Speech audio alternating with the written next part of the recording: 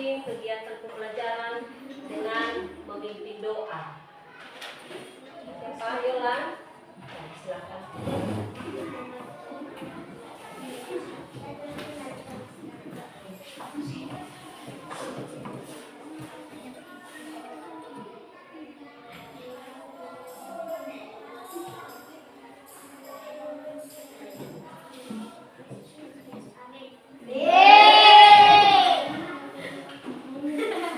Baik, untuk meningkatkan jiwa nasionalisme kita, mari kita menyanyikan lagu wajib yang dipimpin oleh Maria.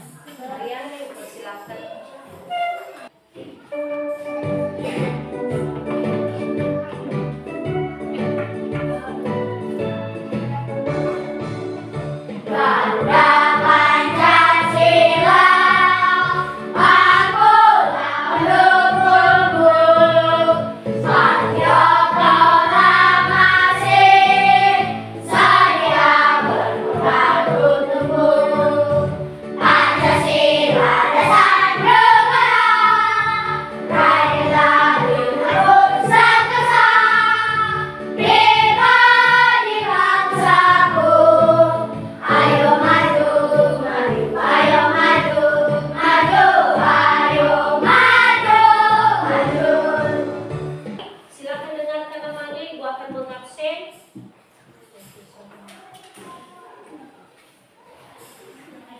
Axel Fidelis, hadir Bu. Irene, hadir Bu. Angelus, hadir Bu. Ayen Dirga. Nah, pada hari ini kita akan mengenal konsep dasar berpikir komputasional. Ya. Apakah anak-anak kami pernah merasa bingung saat menghadapi masalah besar? Misalnya, kamar berantakan sekali dan kalian harus mencari suatu mainan yang hilang. Atau contoh, si Aristan kehilangan buku di kelas ini. Itu adalah satu masalah. Nah, kira-kira bagaimana cara Aristan untuk menemukan bukunya yang hilang? Nah, jadi pada pertemuan kali ini kita memiliki tujuan pembelajaran, yaitu anak-anak kami dapat memahami konsep dasar berpikir komputasional. Peserta didik mampu menyelesaikan masalah dengan memahami dan menerapkan 4 prinsip berpikir komputasional. Nah, Ibu tanya sekali lagi, kira-kira Aristan, kalau masalah yang kamu hadapi, misalnya kehilangan buku di dalam kelas, dengan keadaan kelas sangat berantakan, kira-kira apa yang akan kamu lakukan? Hah? Membersihkan kelas. Apa lagi? Bagaimana cara supaya kamu bisa menemukan bukumu? Coba berdiri dulu. Bagaimana? Memberitahukan kepada ibu guru. Nah, apa lagi? Ada teman yang lain bisa apa? Kira-kira bagaimana cara si Aristan mengatasi masalah ini? Bagaimana caranya dia mencari, menemukan bukunya yang hilang? Berdiri. Kepada teman. Hah? Menanyakan kepada teman. Ada lagi yang lain? Nah, baik. Jadi melalui pembelajaran pada saat ini, ya, pertama tadi kita akan memahami apa itu konsep berpikir komputasional dan memahami dapat menyelesaikan masalah dengan memahami dan menerapkan 4 prinsip berpikir komputasional. Itulah tujuan pembelajaran kita. Kita teruskan. Berpikir komputasional ini adalah cara cerdas untuk memecahkan masalah seperti komputer. Berpikir komputasional adalah cara seseorang untuk menyelesaikan permasalahan ataupun persoalan sehari-hari dengan menggunakan teknik ilmu komputer.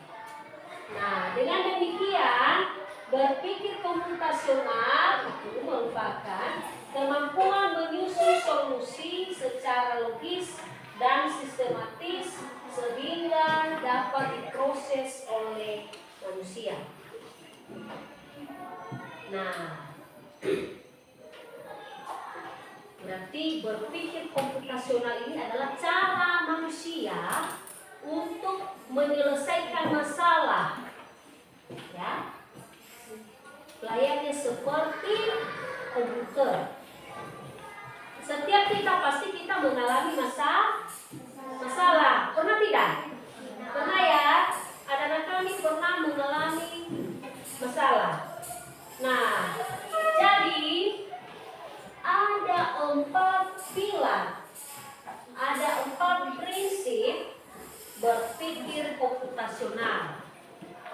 Ya, ada 4 prinsip dalam menyelesaikan masalah dalam berpikir komputasional. Yang pertama adalah dekomposisi.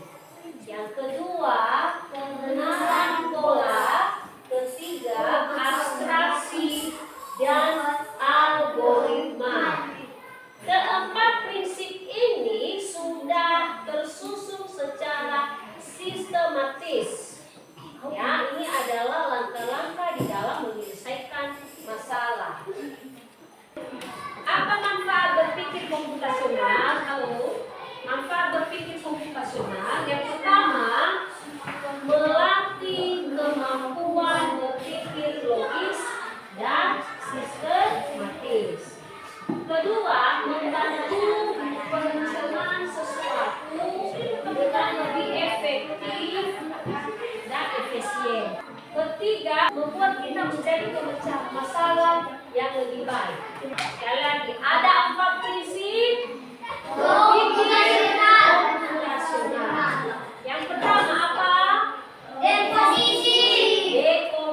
Yang kedua, yang ketiga, abstraksi.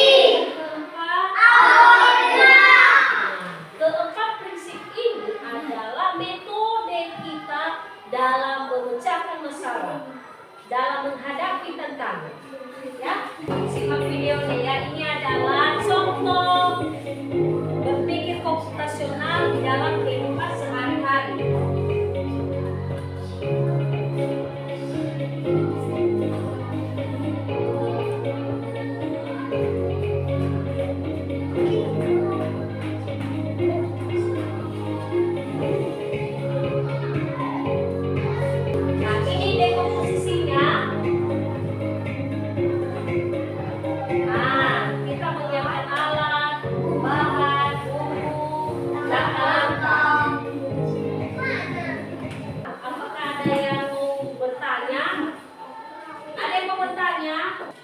Kelompok 1, 2, 3, dan 4. Kata cinta.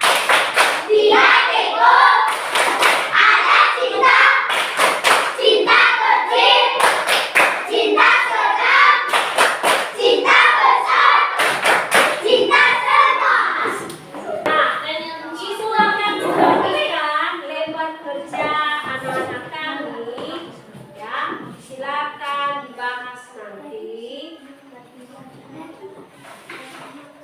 Tulis nama kelompokmu. Nah, sebelumnya ibu jelaskan dulu. Ibu jelaskan dulu ya. Ini adalah lebar kerja. Ya, kita akan menjadi detektif. Di sini ada masalah yang perlu kalian baca di sini. Nomor 3 ada cerita detektif boneka hilang. Ada kan? Nah, silakan kalian baca. Ada yang tidak dipahami?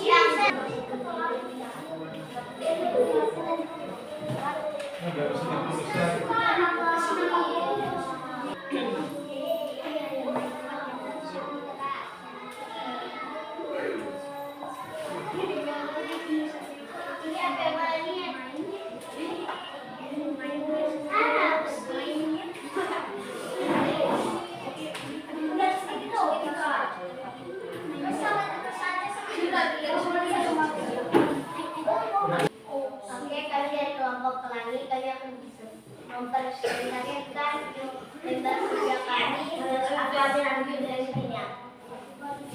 Saya bernama Maria.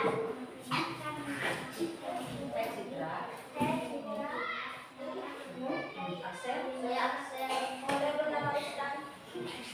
Cerita detektif boneka hilang di kelas 5 hari Senin pagi. Budi menemukan bahwa boneka kelinci yang selalu ditempatkan pada pojok kelas telah hilang. Guru meminta Budi menjadi detektif boneka untuk menemukan boneka tersebut. Elemen masalah dalam boneka kelinci hilang terutama Budi menyusun algoritma itu langkah pertama mulai, kedua pergi ke perpustakaan, ketiga pergi ke kantin, empat pergi ke lapangan. Perintah digunakan cari jejak kertas merah, dua perintah kursi tergeser, tiga cari jejak kaki kiri. Inilah presentasi dari kami. Terima kasih. Apakah ada teman-teman kelompok lain yang mau menanggapi, memberi pertanyaan atau masukan? Ada tidak? Ya, silakan Edri. Iya, pertanyaan yang bagus.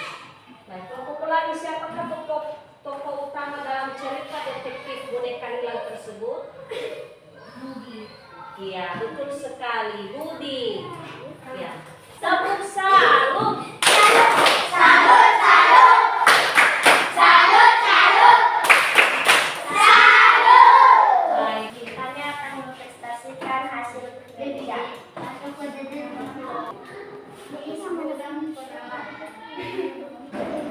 Hai, Nastita.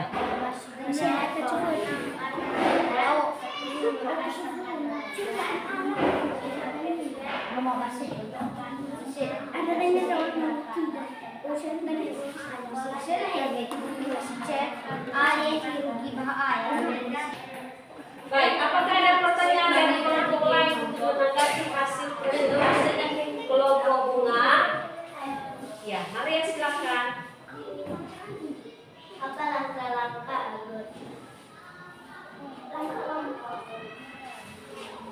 Ya, pertanyaannya adalah apa langkah-langkah algoritma yang kelompok bunga lakukan? mulai untuk mencari boneka hilang.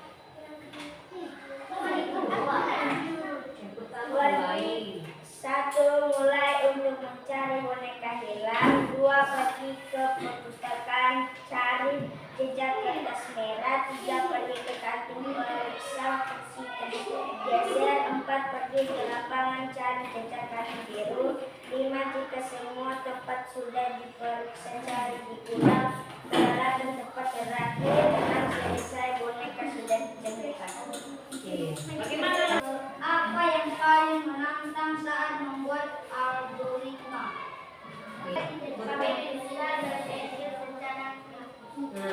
Jadi itu jawabannya. Ya, hal yang menantang bagi mereka di dalam melakukan algoritma yaitu mereka bisa berpikir secara kritis. Nah, ini kan bisa tolong Naruto. Kalau benar selalu. Jadi anak-anak kami, ibu senang anak-anak kami bisa menyelesaikan tugas kelompoknya masing-masing dengan memahami apa itu konsep berpikir komputasional dan bagaimana prinsip, ya apa saja prinsip dalam berpikir komputasional. Jadi anak kami telah menerapkan langkah-langkah di dalam menyelesaikan masalah, baik mulai dari dekomposisi, pengenalan pola, abstraksi, sampai pada algoritma. Nah, jadi kita akan menyimpulkan hasil daripada materi kita. Nah, ibu mau ada beberapa di antara teman-temanmu yang bisa menyimpulkan apa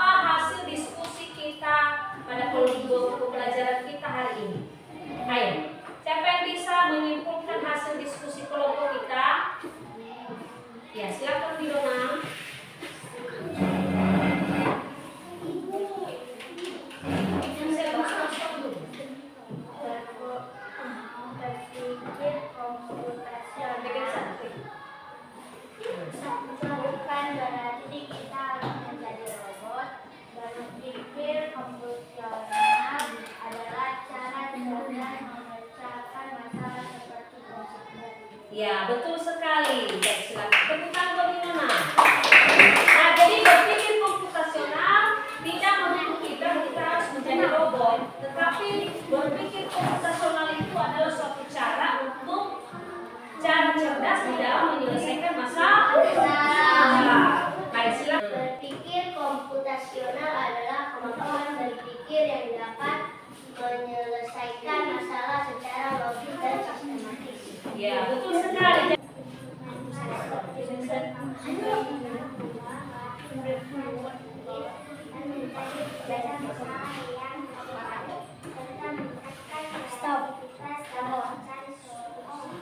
Iya, jadi berpikir komputasional ini sangat bermanfaat, terutama di dalam melatih berpikir.